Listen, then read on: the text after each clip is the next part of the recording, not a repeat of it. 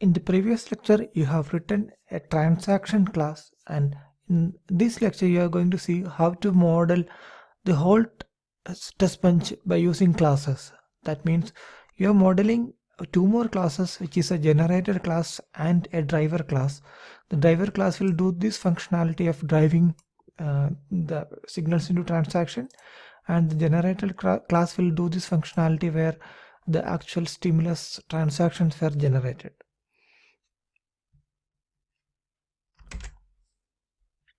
So this is a test bench. We'll come to the test bench at the end. As you can see here, you got three files, which is an AXA transaction, AXA generator, and AXA write ADDR driver. So the transaction class is exactly same as the previous lecture, and we will look into the generator and the driver class. Before that, I just wanted to tell you that you should actually practice what you're learning from the previous lecture. So I would strongly recommend you to write that the design and test bench code that you have seen in the example 1 and example 2 and understand the difference there. But after completing this particular example, that is example 3, where you will write the whole class-based test bench, if you are not completely understanding the functionalities that I have explained here, don't worry, you can ignore this lecture and go ahead. You don't need to actually code this lecture. If you are coding, it is well and great. If you are not coding, if you are not able to code it correctly as well, it's not a big issue. You can go ahead and learn the actual UVM code, because the pure Systemverilog functionalities like mailboxes and all are not used in a UVM based test bench, so you don't need to worry about it. Now first we will quickly look at the AXA generator part. So again, I'm modeling an AXA generator class, and there I'm using a mailbox. So if you are not comfortable in Systemverilog mailbox, just understand that it's a way of communicating between different different classes in Systemverilog. So the object that is generated, the transaction that is generated in this class need to be passed to a different class, and that is achieved by using mailbox.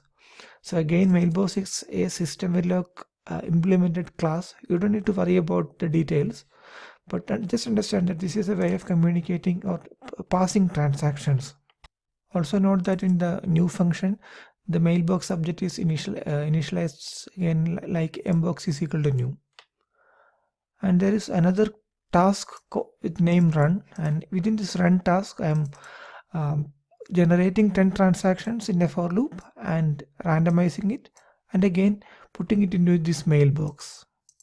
And also note that there's a display statement here, the same display statement as you've seen in the previous example, using the txn.convert to string functionality. And this is your AXA generator class, and in that AXA write address driver class, or the symbol driver class, again you need to use a mailbox. There is another data member called number of transactions. Also note that the same data member was present in the generator class as well. So this for loop is iterated over this many times. And in the driver class, the next data member is a virtual handle of AX write address interface.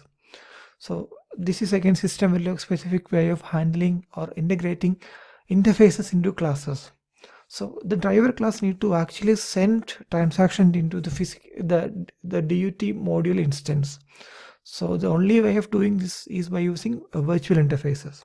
You will declare the interface as a virtual interface within the class where you actually wanted to pass or drive signals, and also you need to initialize this interface member in the actual driver object before you actually send transactions into the driver. That you will see in the test bench. In the new function, we are initializing the mailbox object, and again there is another task called run, which is first checking whether this interface is null. If this interface is null, it can't drive anything into these interfaces, and if it is null, it is displaying an error. And otherwise, if it is not null, we are first we are initializing the signals. You can see that the same tasks that you have seen in the previous examples, and after that, for that many number of times, a loop is iterated to get a transaction over the mailbox, and once the transaction is received here, it is driven into the duty interface by using another task called drive editor interface. And here we are just driving this transaction into the corresponding field. So you can see a lot of similarities between these driver functionalities and the actual driving part that you have seen in the previous examples. Now coming to the test bench code. In the test bench, I'm just initializing a local integer variable like number of transactions is 10, and you can see that these are the instantiations. First I'm instantiating the AXI write interface, which is same as that of the previous example.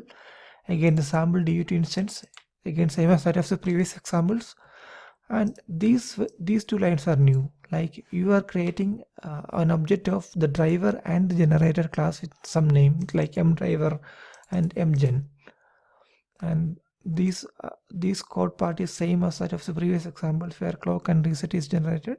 And in the TB functional code, you can see that the driver and generator objects are created using new function. And before actually generating and driving driving transactions, you need to connect these two instances together. So the only way is by using a mailbox, a local mailbox instance. So you are creating a local mailbox instance like mbox1, and in order to connect the driver to this actual generator, you are saying the mDriver.mbox is equal to mbox1 and mGenerator.mbox is equal to mbox1. So the same mailbox instance is used by both the driver and generator objects. Therefore, whenever the generator instance is putting into this mbox object, the local mbox object, the same mbox object is pointed into driver mailbox object as well. So it will be received in this object of the driver class, and it will be able to drive signals. So after connecting this same local mailbox to both driver and generator, you need to again set the interface handle in the driver as well. So you are saying that mDriver.m interface is equal to this local interface, which is the instance here. MINDF is the local instance of the AXI write address interface here. The final fine-tuning in these objects are like we are setting the number of transactions in these both objects as 10. After that, we are ready to generate and drive signals or drive transactions. So what we are doing is, in a fork join, we are parallelly calling both drivers and generators run tasks. So we'll call mDriver.run, mGenerator.run. So this mgen.run will generate 10 transactions and put into this mailbox, and the driver will wait for a transaction to commit 7 mailbox for 10 times, and then it will come out of this. So after this, it will come out. These two threads will come out of this fork join, and you can see we are calling this $finish at this point in the initial TB initial code. Thus, we have converted the generation part and the driving part of transactions into two different classes. Now your TB functional code is very simple and very small. Now I'm going to run this and see the results.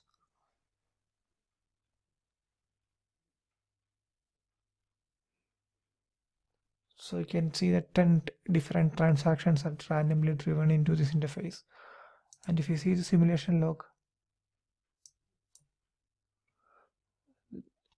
it is printing these messages from the driver and generator. But unfortunately, I have given the same identifier for both generator and driver. So